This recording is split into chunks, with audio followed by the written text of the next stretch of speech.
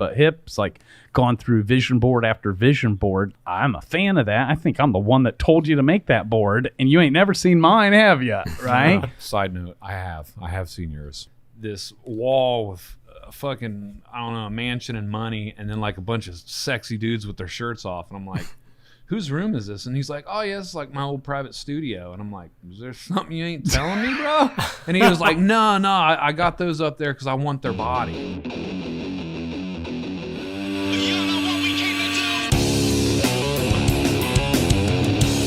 Ladies and gentlemen, welcome to another episode of the Tattoo Guardians podcast. This one's definitely different. It gets interesting. It gets very real.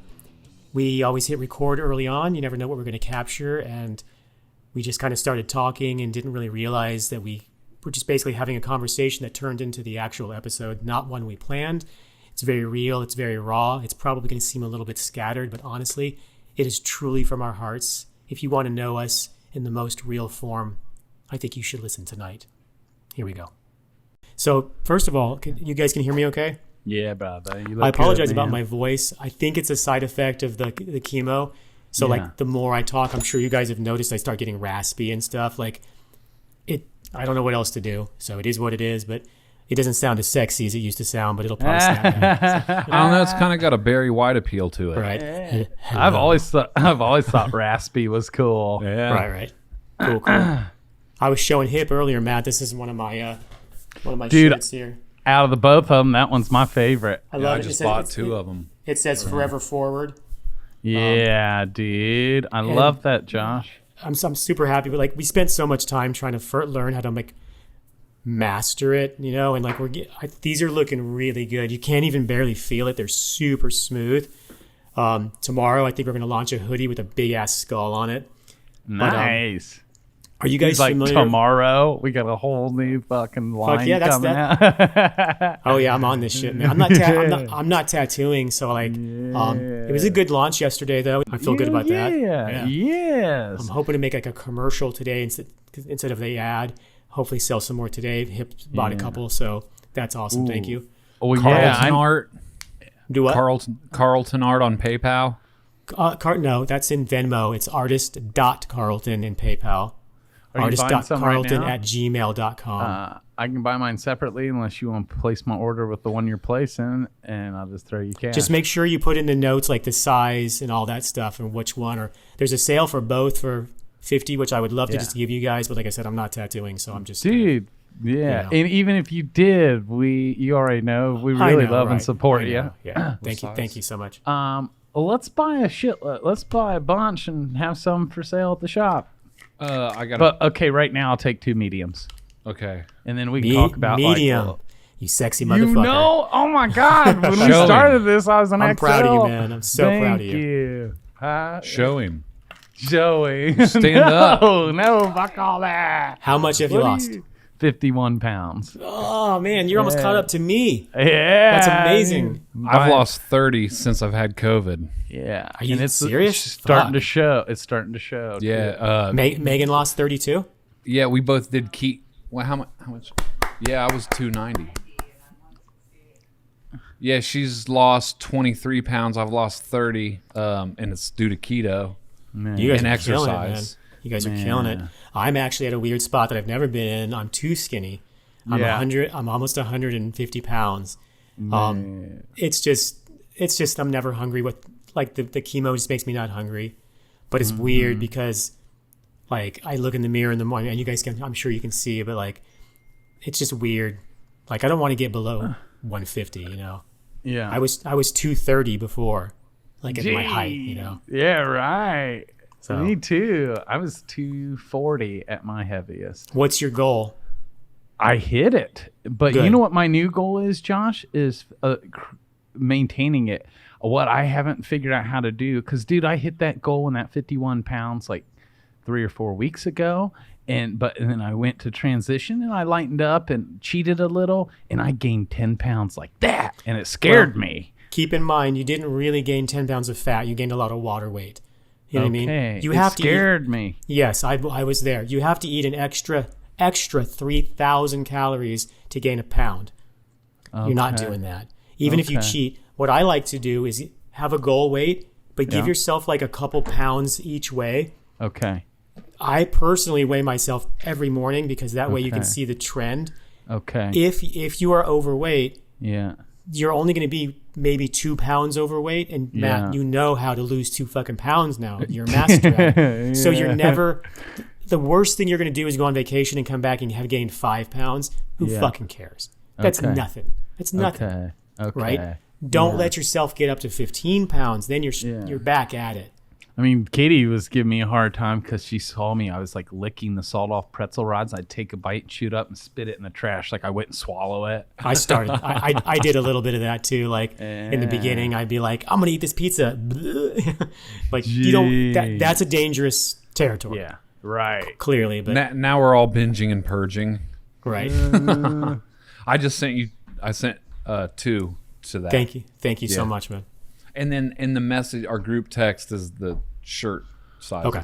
Well, Yeah, how so cool it- would it be? Like next episode, we're rocking them and we're wearing them, and we can only act like we're sponsored by Light the Path, and you can order your Right. shirts now with the link below. I was gonna ask about that. Like, what are the options of me sponsoring an episode one day? Like, Right. it's like, Yeah. do I just donate some money to you to like Right. Mike, or I don't know how to do it. That's you know right. what I mean? But like, yeah. it'd be nice to maybe Yeah. do something like that one day. My goal for Josh, I just had a vision. 6 months from right now, him and Nikki will be outsourcing their T-shirts. They just can't fucking do them by hand anymore. Yeah, that's the goal. Because the whole thing now is I can do mock-ups, so there's no money involved in like this is going to be a shirt. Now that we know the quality looks this good, I mean it's fucking sharp. You know what I mean? Yeah. But Love it. so mock-ups cost nothing. That's why I'm able to drop a skull tomorrow because I've already designed everything. And Like, I don't- you bring up a good point, Josh, because you're always since I've known you, you've always come out with prints for sale, right? Limited edition signed. They're always so fucking bomb. Like there was a part of me that wanted to own every print, but to be honest, was like, I want to own them, but I don't have like the wall space for that Sure. one and that one and that one. But I- everybody wants a T-shirt. Fuck yes. Right? I would own every one of your paintings in Right. the form of a shirt or a sweatshirt. Now we can rock them because it's just Tuesday. Right, You and know? that's the next thing I'm working on is mastering how to make the quality look like my paintings. Because graphically Yeah. we got it, but Yes. because you have to put like halftone screens, and there's a way to do it, and we're learning all of that right now. We're close, Love but it's it. just not good enough, which is why we went ahead and went with these more graphic Yeah. to launch it. You know what I Yeah. mean? And I talk love- about adding to your legacy. Someday, one day, 80, even if it's 80 years from now, and you finally cross over the legacy of everyone that lives by the principle of light the path, leave these people better than when you found them, and fucking Right. strike that match is now part of Josh's legacy that we will all live in. I just fucking Yeah. love it. Awesome, man. I appreciate it. It's cool that the whole idea was born on this podcast. Remember? Yeah. You're welcome. Like a lot of ideas, because someone wrote me on Instagram yesterday when our podcast was dropped, like, dude, I went in on that VIP class you just mentioned on the podcast, and I had to go watch it to figure out what the fuck they were talking about. Yeah. But do you guys remember I brought that up? Huh? No, they were talking about us, like, putting together a real in-depth 2-day seminar with Josh to where he'll teach you how to tattoo, not how to tattoo, but he'll teach you how to do the techniques, but it's hands-on type. I had forgotten I brought that up until someone's like, dude, I want in, you know? This what we've been doing now, and are we recording like? Fucking, I think it's dope to fucking have this. Yeah. Yeah, and let it lead into whatever it's going to lead in, because it's like, Yeah, that's why I went ahead and hit record. So if Mike feels like it, I trust, Yeah. that he. well, this whole conversation is very transparent and vulnerable because, like, yeah, we do edit our podcasts, and Just your parts. right, but to actually see like this is really 100% fucking Very real, yeah. what Who we're we talking are. about and how we do this. Speaking of real, and Matt, I do not want to step on your toes on this. So if I'm wrong, tell me to shut up. Yeah. When the time comes, I wanted to offer to Mike some sort of tattoo help is from my end. Whenever that's down the road, So obviously you're his mentor and all that stuff. Yeah. But I have an open invitation because I'm going to come back out. I'm going to be much closer. I to wish guys. you could see his face right now. You fucking prick. Josh never said that to me, Mike. And what am I over here, fucking chopped salad? Right. Only when you say he's ready and all that stuff. But I'd love to offer some sort of, personal helping. God, you know what I mean? Just, Josh, that is so because sweet of you. He's been a part of this since day one. Absolutely, yeah, for sure. We're gonna fucking. I want to see him be fucking amazing. Me too. Yeah. Me too. I want him to be like fucking bad. And you know what, Josh? I believe he is gonna be. I do and too. That's not pressure on you, Mike. I just fucking got a real good feeling about it. We always have. That's why Hip and I have been like, not now though. But he's expressed a desire to want to be a tattooer forever. And Hip and I have basically been like, no, fuck that. And then I turned it into, if you want me to be excited about helping you be a tattooer, find and hire your replacement so we don't feel like we're losing you. That's what's going to be the toughest because he understands what we're doing here. So that's right. Well, and that's the thing. So then that wasn't happening. And I could tell in his spirit, shit was off. And so I finally realized Mike deserves to have the very thing that we help I help all my students get, which is to create and define your own vision, your desires. You're allowed to have them. Let's fucking schedule it in your life, reverse engineer it, and he deserved the same thing. Mike, you want to be a tattooer? Yes, I've had my own feelings about it, but fuck that. You deserve it. So let's schedule it. We picked January 1. We got Mike for 2 more months. But the fun thing is because he was wearing 42 hats, I let him pick what hats he wants to wear moving forward, and he picked 2 that will be fused as one big one, which is the best apprentice ever and the Guardians.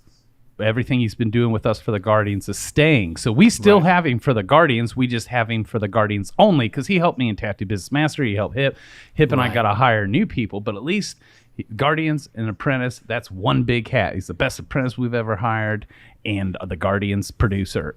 That's it. That's Mike. Fuck yeah.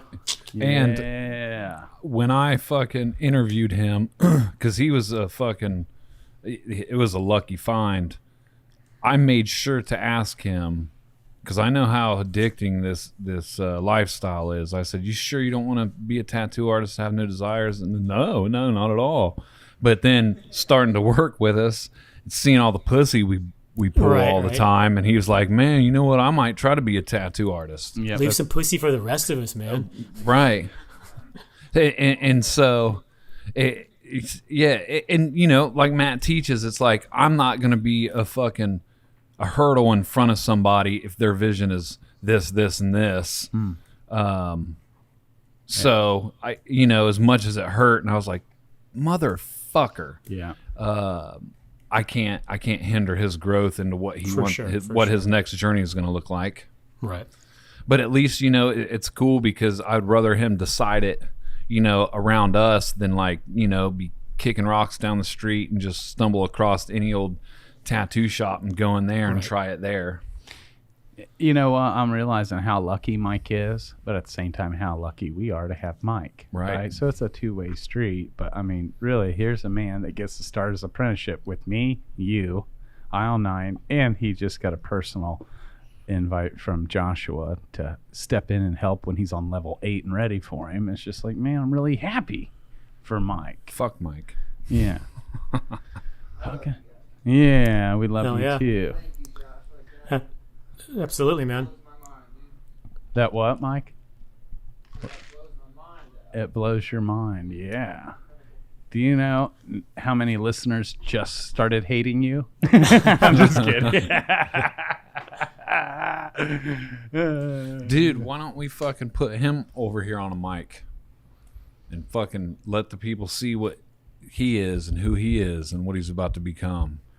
Yeah, look, let's plan that better because I'd love to have Mike on. Yeah. And I've twisted his arm to have him on.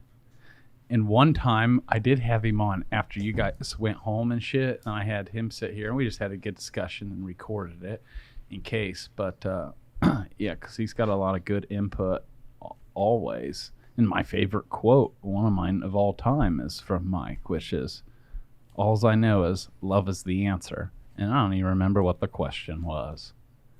Fuck yeah. I love that.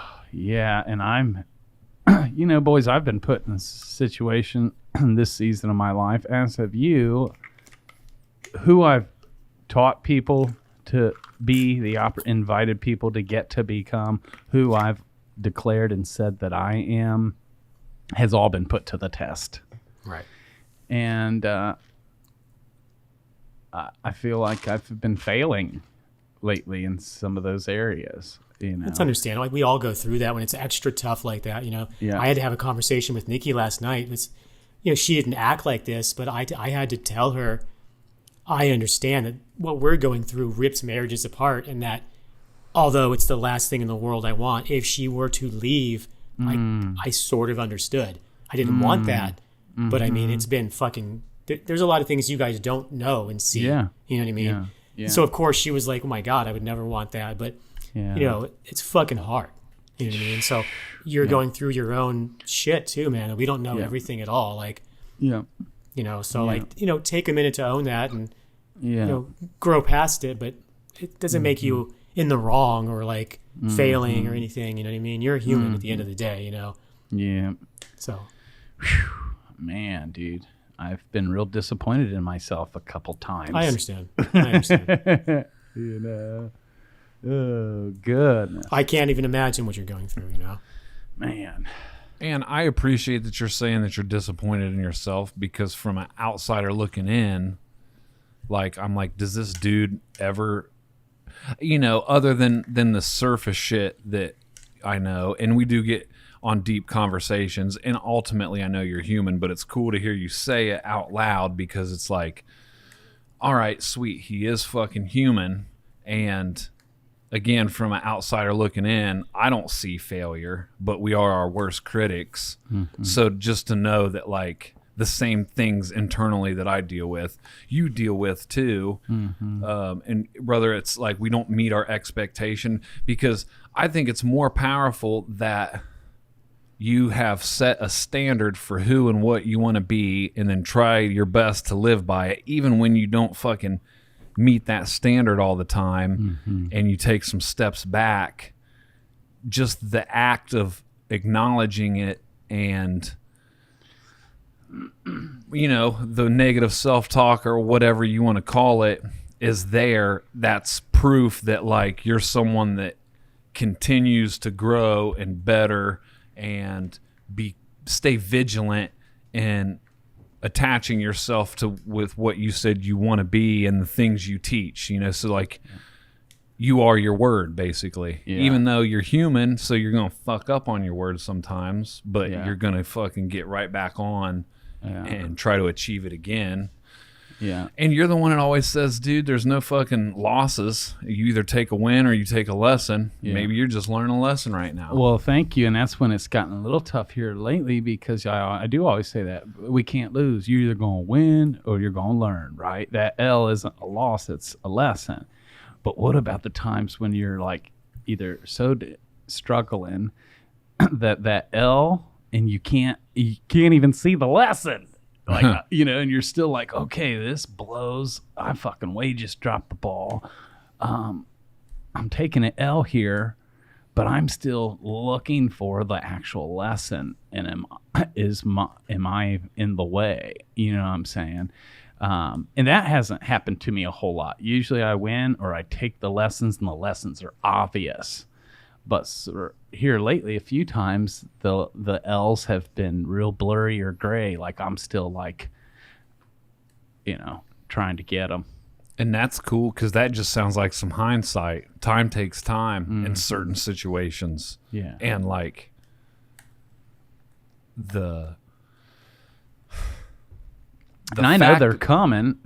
Usually they're quick, or they're like, maybe the lesson in itself is fucking, you're so aware, and lessons are so fucking obvious that now they're not. Maybe that's the lesson in itself, that you're still looking, even though maybe that's keeping the hope alive, is because you are persistent in looking for it, and may not even be revealed until everything fucking passes, and then you're like, that's the lesson. Because that happens to me, it seems, more so than like with you, how the lessons are obvious. With me, and it is me that blocks my view of it. I'd say you got more like internal awareness than I do, but it's always like I fucking beat myself up in the midst of a lesson or a struggle, and then it isn't till later. And it's usually when someone points out that like, oh yeah, good thing this happened, then I'm like, holy shit, there it is. There's the lesson. And it's not instant gratifying because like I want to see it. I don't see it. The storm passes. I forget about going through the storm and move on to the next fucking lesson. And then 6 months goes down the road and it's brought up and it's like, there it is. Man, that would have been so fucking cool to have X amount of months ago because that would have caused me a lot of pain and anguish. But maybe the lesson in itself is like, don't fucking invest in the pain and anguish that you're causing yourself. Yeah. Which is like, oh, I'm failing. I'm not living up to the standard that I tell, and teach everyone else to live up to. Maybe the lesson is like, no matter what the question, the answer is love. Yeah. If any of that made sense, because I was fucking... It does. And it's situational, but it does. Yeah, go ahead, Josh. No, I was just saying it does. It makes sense to me for sure. It does. Yeah. And on the flip side, this is why I think, so for all you listeners, since I pride myself in being such a giver and a business coach for the whole tattoo industry, right? In case I never occurred to let me be the first to say, I don't fucking have it all together. I don't know I don't have all the answers. And just when I thought maybe I was stronger, just when I thought maybe I could handle anything, just when I thought I was such a man of love and patience and peace. Well, there's some things that's been surfacing that's even made me be like, oh, damn, like, that's in me? Like, oh, fuck. I thought I was, like, further along or better than it, and that's when it, that can be discouraging. But at the same time, maybe I'm going through a deeper level of being purged. Who knows? I try and look at whatever, even when I fucking take an L and don't even know what the L is. I'm trying to still view it as an opportunity to still grow or to learn and not pitch a tent. Even on the days where I'm like, man, I fucked up or I suck today, I don't pitch a tent and make that my identity. But yeah, basically, I don't have it all figured out in case it helps someone to hear me say that. I don't know. I like how you said a deeper level of being purged because like, and I always hate to fucking beat a dead horse and like bring up like recovery, but I mean, it's got me to where I am today. Yeah. And it's because I put these principles in front of my personality. But I noticed a trend where, so like, in the shit I do, we have this like guideline, this book that we read from and ask us certain questions and we answer it to the best of our ability and then go over it with somebody. And there's things that I've written on for years of character defects or like flaws or shortcomings that I had that I swear I addressed, only for a couple more years to pass, and it was like right back at ground zero.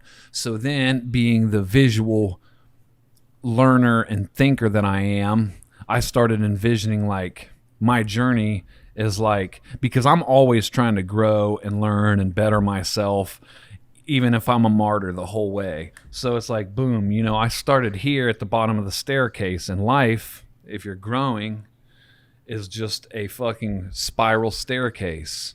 So it's like those things that you fucking purged at one point, saying a deeper purge makes way more sense because it's like you may feel like you're at the same spot with these issues that you've dealt with in the past and thought you were rid of them. Yeah. And they were. Now your awareness and your sensitivity has been turned up. So you are technically in the same spot you were at, but you're more elevated. So it is a deeper purge. So like, this much of a fucking defect was apparent and we squashed that shit. Now this time around, that same defect might be that big and we're noticing it now versus here because that's growth showing. But, you know, I mean, I always listen to Jordan Peterson when he reads books from authors or things about like the Holocaust. He always says that he reads them as the person that is writing the book or the person that is writing the book and who they're writing it about, because we are all those people, you know? So it's like, yeah, and it's funny because I'm listening to you talk about your struggles and I'm like, well, duh, like I can fucking see all this stuff. And I'm like, yeah. And then I forget like, oh yeah, self-deception's hard to spot by yourself. And pain shared is pain lessened. So it's like, I'm hearing you say all this stuff and it's more so for me to point out things that I see in yours because it's a direct reflection of me. And I'm like, wow, I'm actually getting fed off of you sharing pain. Man, either I hit a spot on my spiral staircase that I didn't think I'd even have to revisit ever. Like you said, I thought that was handled. And even if it is a different manifestation, in that moment, it can be discouraging. If you think like, oh, I'm above that, or that don't bother me no mo. You know, because I also in my awareness, I'm growing into, and, you know, your literature helps you teach this, that what do you always say? If you're not the problem, there is no solution. Correct. Right? Meaning like, if this event, this person bothers me, I'm realizing really the bothersomeness is in my fucking head. If I have a negative thought about this person, is it really that person or is it me? You know, and that gets hard, you know, to take 1,000%, 100% responsibility when the rest of the world would agree with you. Like if I was to say, no, this person X, Y, and Z and did X, Y, and Z. I mean, would anyone be bothered by that? And even if the whole world says yes, it doesn't matter. That don't fucking make me feel any better. How can I become free to where that person, you know, because if I allow them to keep bothering me, it's like I'm giving my power away, you know. Now we know this in our head, and I thought I was really fucking good and freed up and doing these things. But lately, things have bothered me more. Now, yes, we can say, you guys know what's going on in my personal life, that I'm under a lot of stress, under a lot of what, but for me, that's not an excuse. And yeah, which has made me a little discouraged with myself, because, and it's causing me to have to fucking figure it out, because what I'm going through, there's not necessarily a light at the end of the tunnel. Like, hey, this will all be over in 3 days, like, you know? So yes, I have been definitely stressed, burning the candle at both ends, and, you know, and it's caused me to have a few moments of being short or being quick to be offended or bothered by something or someone that I wouldn't normally be bothered by, you know. Example, so I'm not so evasive to all of our listeners, even though I'm struggling with sharing this, but hey, we're not live right now, you know, if we even post this. But a small example is, okay, so I've never understood road rage to the degree of people that have it, and most people that have it do every time they get in the car. You know what I'm saying? Like, they're the common denominator, because every time they drive, they seem to find the one motherfucker that can't, and they give all their power away, right? And I've never understood that. Have I ever been bothered by someone else's driving? Yes, but I also understand, you know, I've never understood road rage. And the other night, I'm in the car, Josh, with my whole family. I got my wife. Now, first of all, Katie felt like she could even go on a car ride. She ain't been out of the house or out of bed in days, and she had a window of time like, put me in the car, let's go on a drive. And it was a family member's birthday, and so it's like, well, let's go to the birthday party. Once I get her in there, even if she has some attacks, she'll be sitting in a chair, blah blah. But we ain't been out in a while, right? So it's already special. And I've got my babies and my kids, and the car is loaded down, and we're getting off the exit. And right when I get off the exit, the dude in front of me last minute decides, oh shit, he wants to get off the exit. We're already on the exit ramp, And then he veers over basically almost into me. And I'm like, oh, so I hit my brakes so he doesn't hit me to let him go ahead and get in front. But right when he got next to me, he too hit his brakes. And so I'm waiting on him to get, and so then I just spud up to go because we can't go down this thing together, right? And so I spud up and then got in front of him. Well, this dude had immediate road rage with me and got behind me, was up on my ass, almost like trying to ram me. Really? And that still didn't bother me. I'm thinking, he almost wrecked into us. Now, I do have a side of me that's like a mother hen, meaning you could be mean to me. You can say whatever the fuck. It may hurt my feelings, but I'm not ready to fight over it. But if you fuck with my family, something, you could get a different side. I do have a mother hen, and I got, daughters. And anyway, So now he's fucking with me. And I'm still like, oh, geez. And my whole car, everyone knows it, because he almost wrecked into us. Anyways, he gets around to the side of me, and instead of passing, he's slowing down, almost pretending to veer into me again. Well, then he gets in front of me and then hits his brakes. And so I try and go around. He's blocking me out. So, anyways, we go down the street, and he's just going way out of his way to fuck with me from all sides.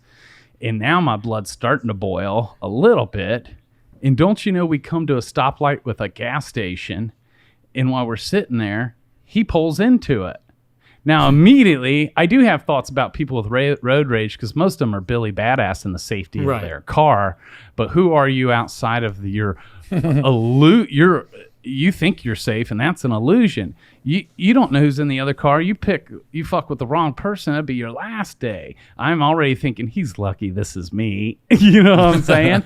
But he shouldn't do this. And secondly, if you're going to fuck with somebody like that, don't then immediately pull over to give them the opportunity to come meet your ass, Right. But that's what he did. Now, guys, even though that bothered me, it was the Matt Clemmer that I've always known would have just kept going. And that's exactly what I did for about fucking 2 seconds and then decided I'm pulling in to have a discussion. Okay. Right? So now I'm, but I also know just to get out and go straight to fighting mode isn't going to bear any fruit. Right. But you also know when you're already offended, it's hard to occur not to be. But again, I didn't have to pull and follow after him, but part of me wanted him to know whatever I thought I was supposed to. This is a teaching moment for this dude's ass. Now, I don't know who's in this car. He could kill me, right? Yeah. But already when you're upset, you're not making the best decisions, let alone I got my whole family with me, Anyways, since I didn't follow him right in, I did drive on. He probably thought he was cool. And then I decided to drive. And so then I came around. I just pulled right up behind him, and I got out the car. And first I went to him, and I forget because I was seeing red exactly what I said, but something along the lines of, that he just endangered my whole family, and he said some choice words and basically said, fuck you and your family. Wow. And I just snapped, and now I was ready, to hurt this man. Yeah. But this isn't my normal state of being. And immediately I pushed him, and I got up in his face, and I was just ready to break this man. And of course, he came back in my face, and now it's fucking about to be on. And he saw the fire in my eyes, and immediately just fucking stopped like he didn't want none, right? He could see that you were fucking serious. He could see it and immediately changed his mind and backed down, right? And boys, though, I feel like I did hurt this man, but it wasn't with my fist like I was ready to, but with my words. And to the point where it, I could tell I felt like I, broke his spirit, whether I did or not, because I can get melodramatic because I felt bad, right? He ended up walking over to the car and saying sorry to my whole family. Really? Right? Okay. Oh, yeah. And he was like, man, I'm so sorry. Like, his tune changed after he realized, I told him, man, I ain't the one. You know what I'm saying?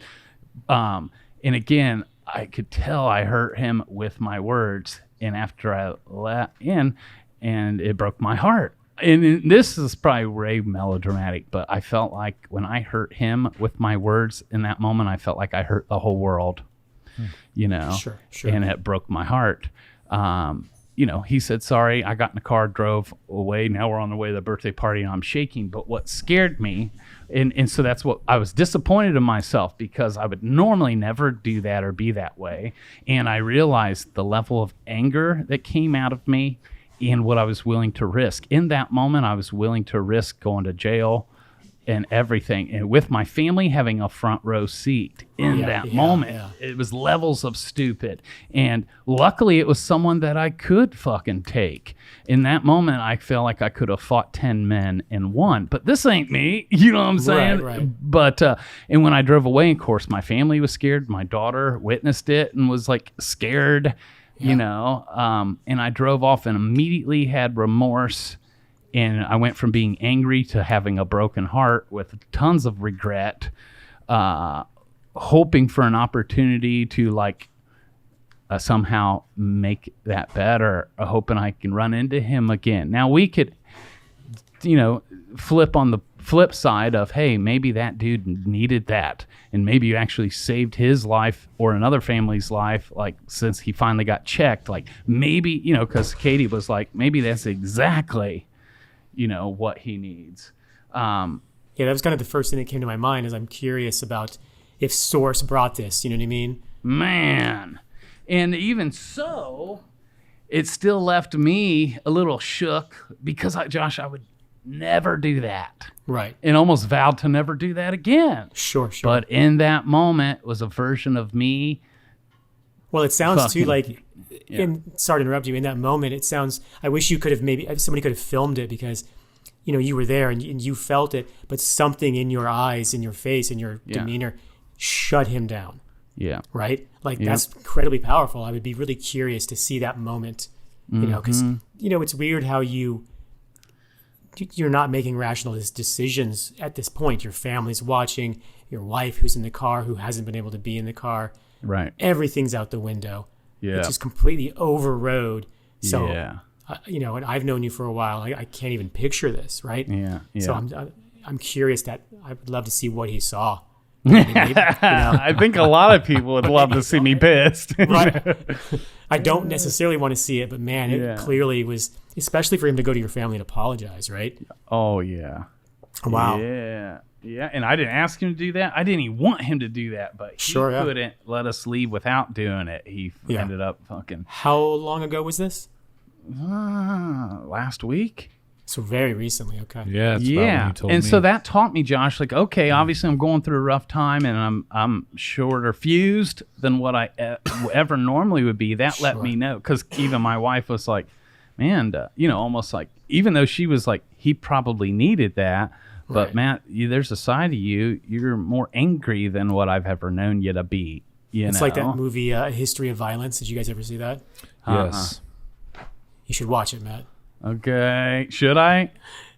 Yeah, I like it. Okay. Some of our listeners might have just decided to finally like me. He ain't a whole pussy after, you know what I'm saying? A whole pussy,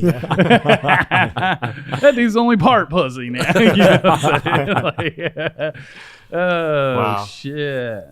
And I would like to say that the L in that taught me, and so I'm fixed, and I haven't struggled with being short since.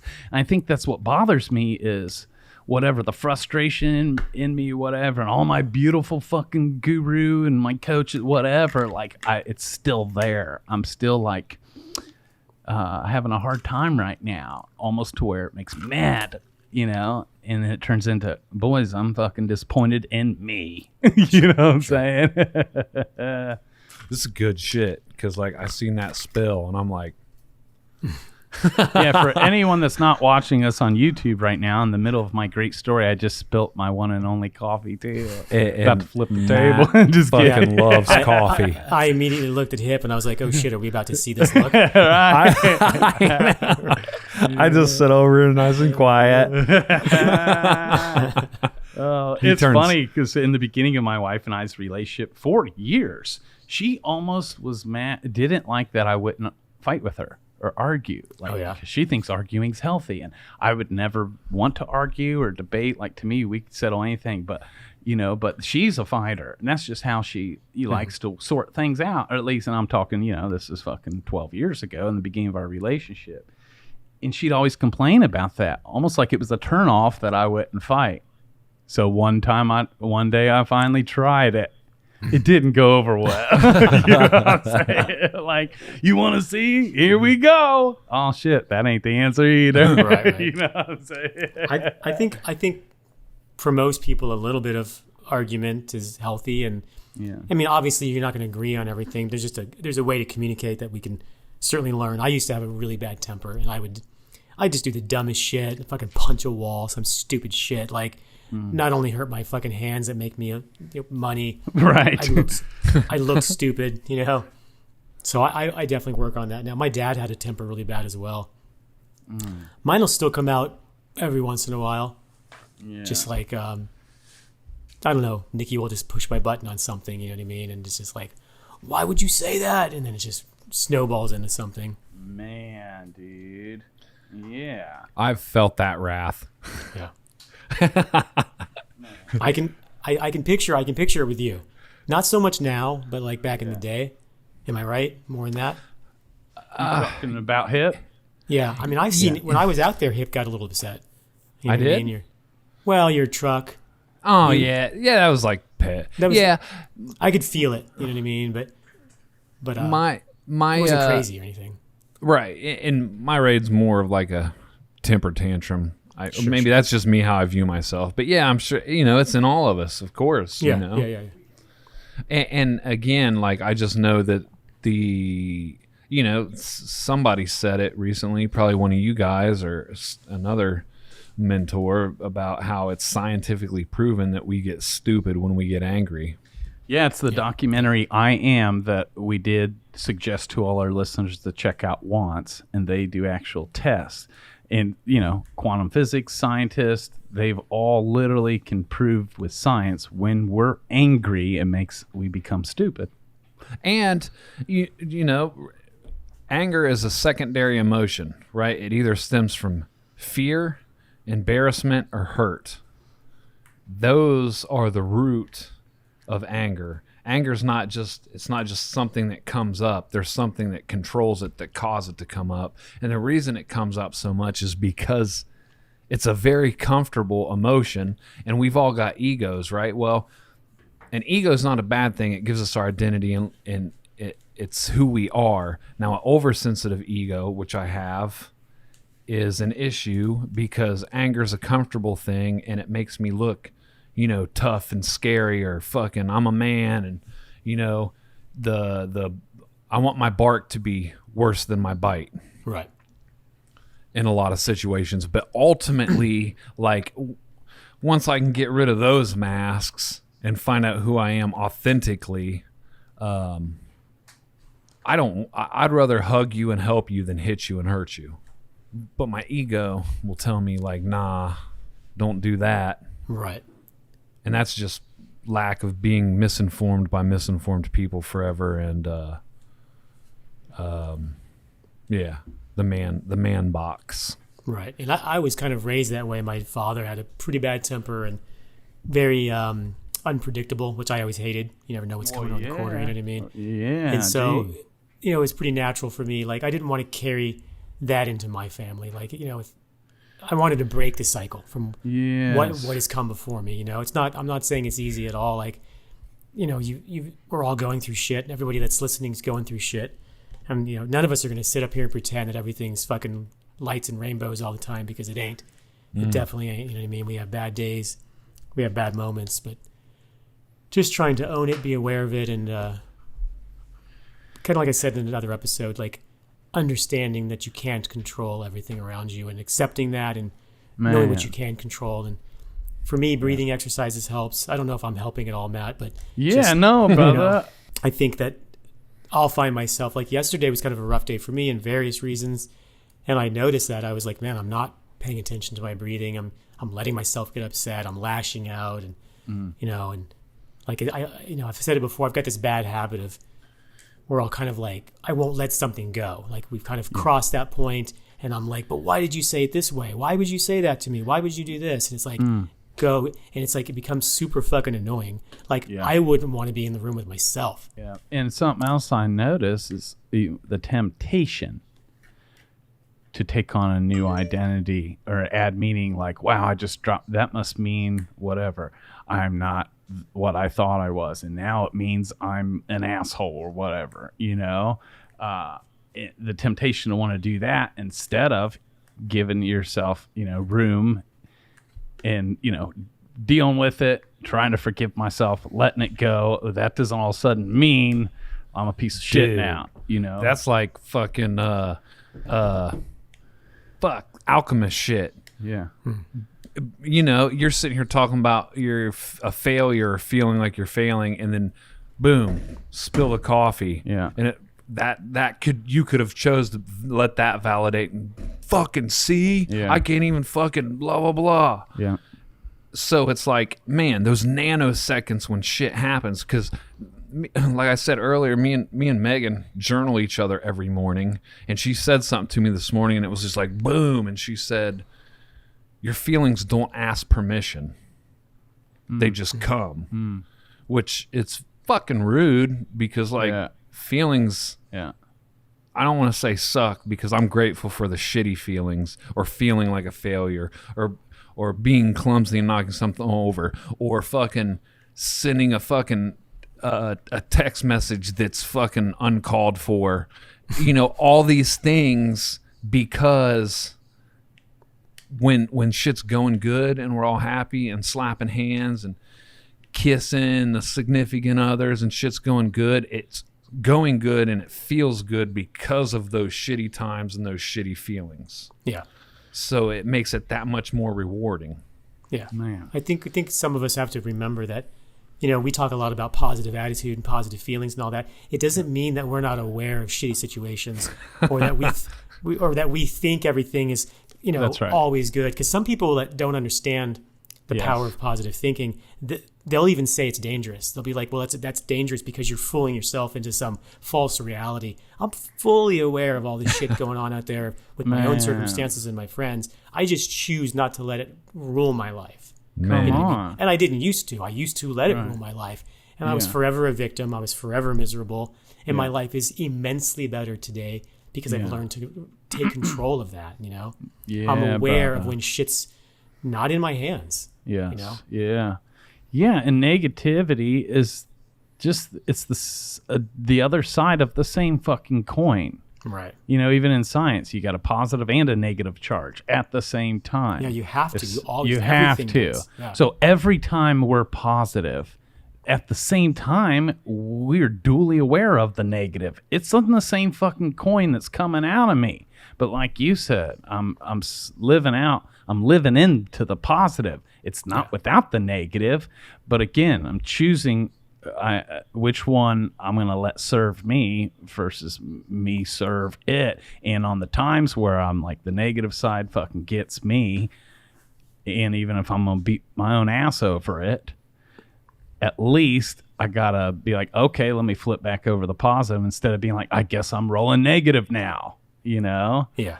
Because that sucks. And it's funny, most of the people that will write a negative comment when I make a positive post are miserable. You know what I'm saying? Oh, yeah, like, absolutely. Dude, Absolutely. the alternative blows ass. Like, I'd rather stay on the positive side of this coin than the negative. But it's not like this lack of wisdom or ignorance or la, la, la. Like, it's not denial. Right. It's full recognition and full feeling it. And full choice. That's why we can speak about it from a place of power, because it too is our experience, you know? Are you familiar with the comedian Sarah Silverman? Yeah. Do you remember her Twitter stuff where somebody called her a cunt? Like she was talking about something, and somebody, just like you said, when somebody usually writes something negative on a positive post, they're a miserable person. Yeah. Great example of that. She posted something, I don't remember what it was, but it was something positive, and somebody just fucking laid into her, you know, you're a hack, you're not funny, you know, you're an unfunny cunt, something like that. And she was like, you know, what happened to you? What, you know, it's clearly you're going through something. Yeah. And not only did she talk to him human to human, she offered to pay for him to go to therapy. Wow. And the miracle of change that this person went through was amazing to watch unfold in this Twitter feed. Like watching it in real time, this guy was like, I'm having a horrible time. My life is shit, and he wasn't even really like, whoa, thank you. He was still kind of an asshole, but he was like slowly like growing out of it. You know what I mean? And like she paid for this guy like to get help. And you know what I mean? She chose, she's got financial ends that she can do that with. I think that's pretty amazing. You know what I mean? Like she could have like blocked him, lashed out, whatever, deleted him. And she's like, I'm going to help this person. She chose to live in that positive world. And that made me I gained a lot of respect for her. Come on. And that's a perfect example of why I always say sometimes the only thing more powerful than our actions are our reactions. Right? Yeah, she reacted, and because the reaction she chose led to the power. If she would have reacted to where he was at, no one would have followed her for it. She's defending herself. Nobody but would have that had faulted no her. power. That's right. Yeah, and it would have done exactly what every post on the internet does. Where people argue, whether it's political or not, you're not going to change somebody's mind specifically that way. But when you come down to them on a human level, and she's like, I see you. I validate you. I see that you're going through something. For you to just randomly lash out and call me a cunt, what's going on? Can I possibly help? At least I can point you in the right direction to get some help. And because I'm able to, I'm gonna pay for it. Like, man, wow. Yes. Yeah. Love that. Jeez. Yeah. And that's what I would normally do, but I fucking didn't last week. Right. Like not even close. Talk about the pendulum swing. I went way to the other side. This just sounds to me like a great chapter in your book you're going to write someday. Okay, Josh. Man, if I do, will you write the foreword?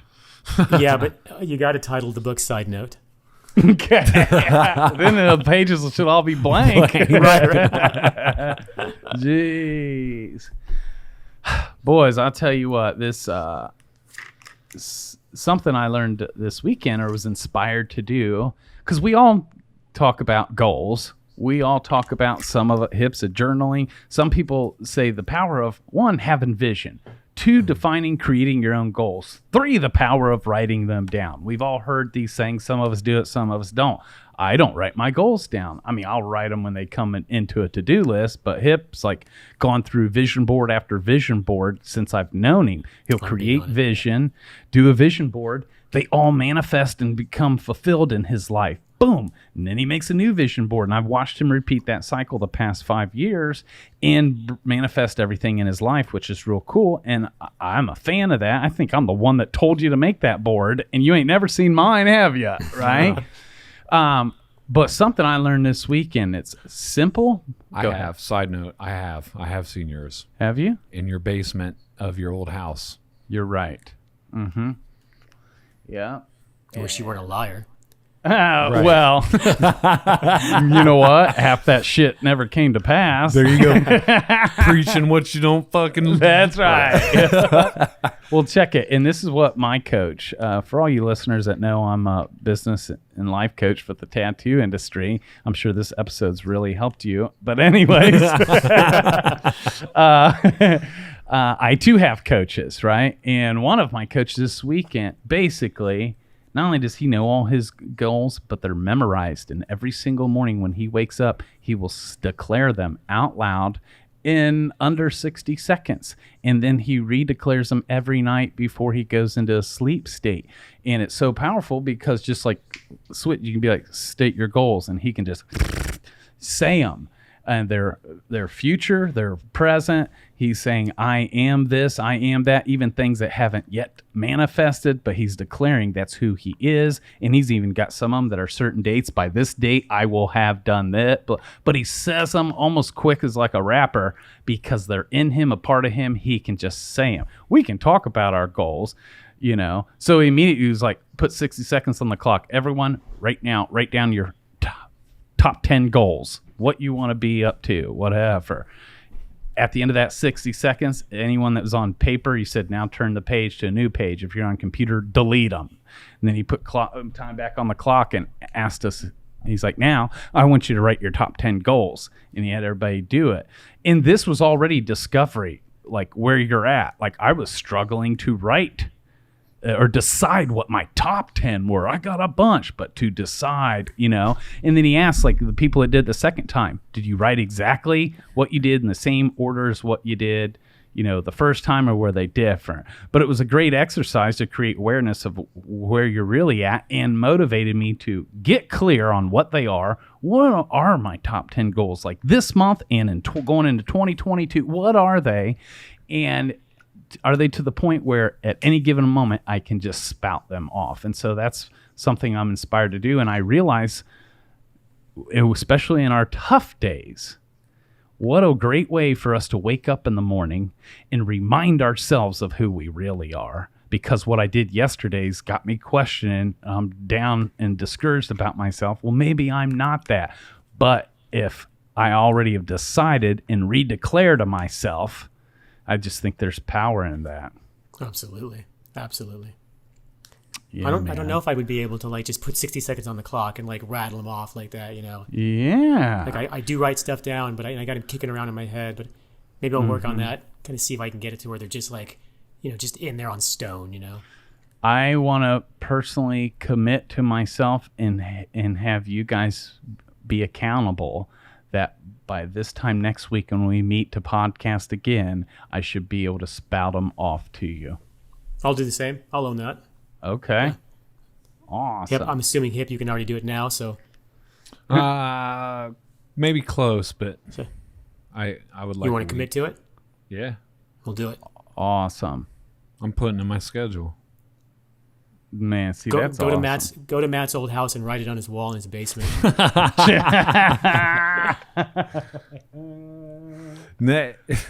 What? Hey, and it's actually coming. So, okay, check it out. Matt moved from his old house to this house, and we're down there like getting some stuff because at that time I actually bought my first house, and he's like, "Here, you can have this, and take this, whatever. We gotta move this." I'm like, "Cool." And then I look at what he used to have, a private studio in his basement, and there's like this wall with fucking, I don't know, a mansion and money, and then like a bunch of sexy dudes with their shirts off, and I'm like, whose room is this? And he's like, oh yeah, it's like my old private studio. And I'm like, is there something you ain't telling me, bro? And he was like, no, I got those up there because I want their body. And I'm like, okay. But now he's growing into it. So he's actually that, you know, that fucking cliche movie, The Secret, that dude talks about, I made a vision board and I put it away for years, right, and then fucking looked at it and come to be, I'm in the house that was on my vision board. Yeah. You know? Right. Like, for what it's worth, like, the shit happens, you know, I've experienced it personally. Yeah. Even in a mindset of lack. Yeah. But, like, here it is, years later. Well, thank you. And you just brought up another thing, because, boys, you know, I just lost the 51 pounds so that I could get rid of the fat. And now it's time to do what I've never done, which is start working out, right? And my brother Bart, I don't know if I told you this, Josh, who lives in L.A., bought and sent me resistance bands just to get started. And 2 weeks ago, I had a Zoom call with him to where he showed me how to hook the bands up and, you know, Right. we'll do chest, everything, right? And I even wrote down a full body workout, and then for me to commit to at least 4 days a week doing X, Y, and Z. and I was going to do it. I haven't worked out once since. It's been 2 weeks. Sure. And so that's been bothering me, like, well, fuck, Right. maybe I'm not who I said. Or I can decide and especially declare and remind myself before I go to bed and when I wake up in the morning, and add that to my goals. Like, I'm someone who's committed to whatever, getting to working out every day. Yeah. I still have a choice. Absolutely. And don't even like put resistance bands as like a secondary, like just getting started. They're amazing. You can absolutely use them. At the height of when I got thin and then I started working out and got in really good shape Yeah. before all this stuff happened. I did a ton of research, and resistance bands are actually really, really good. And you don't need a lot of space. Yeah. To me, it helps people stop making excuses, you know, Okay. like the gym and this and that. So like, Yeah.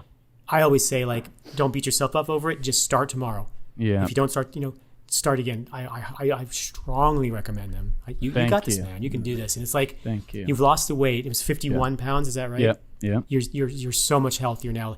Yeah. You know, I don't wish anything to happen to you, but if for some reason if you get sick or something, your chances are so much better now. Awesome. Even COVID wise, right? You know what I mean? Yeah. So, and then when you start adding resistance training, man, that's powerful stuff. Like you're just making yourself so resistant to so many things. Josh, thank you for that. So in this moment, I want to commit to myself and in front of you next week when I show up and can spout my goals off to you, I will also be able to tell you I worked out for the first time this week 4 times. Yeah. I think he should be doing burpees all next episode. the whole time. Fuck burpees, man. God damn. Hey, Josh, thanks for tuning in. Tonight's episode lasts for 20 seconds. Right? The cool thing is the shit that Josh just shared to you is 110%, and I've been friends with him long enough to witness it, is his experience. Yeah. Because, man, there's not a doubt. You're the reason that I started losing weight and fucking going to the gym, because I met you, then I met you again the next year, and you completely fucking disappeared and told me that you tattoo like a machine now. And that was my why for getting in shape. It wasn't like... Sorry, yeah, and it's so true. Like I just... when I was fat and didn't even think about it, I was sitting over my gut all day long and fucking tattoo for a couple hours. And then I'm like, I'm tired and I need to eat some macaroni and cheese. You know what I mean? It's like, it was so stupid. And like, once I lost all that weight, I was a fucking machine, man. I could tattoo all fucking day. I reversed my diabetes. I'm so fucking lucky that I did all that, because when cancer came, even yesterday I saw my doctor and he was just like, you're just so much further than everybody else, because everybody else was already so unhealthy. Other than the cancer, I had whipped everything's ass. Man. So my fighting chances were so much higher. And I want that for you, Matt. I want that for you, Hip. You know what I mean?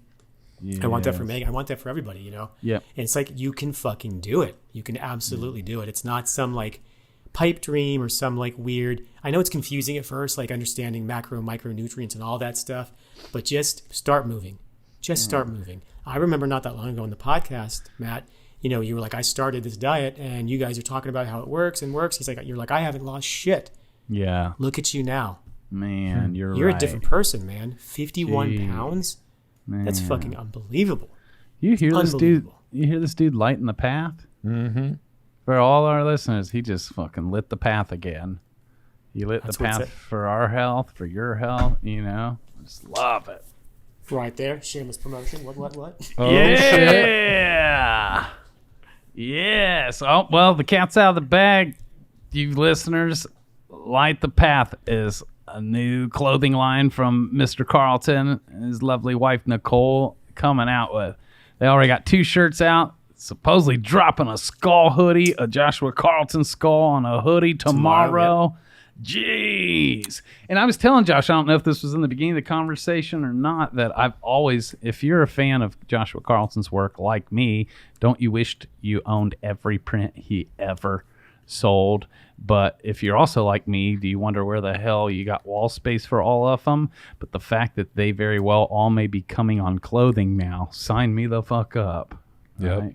We are Nice. shit. We already got ours. I appreciate it, guys. It's something I've wanted to do for a long time. It's like I wanted a clothing line, but now that it actually means something, we're donating money to help cancer research. It's not just like, oh, cool, I got a clothing line, I'm a tattoo artist. It really means something to me. I'm calling it a movement instead. This particular shirt says Forever Forward on it.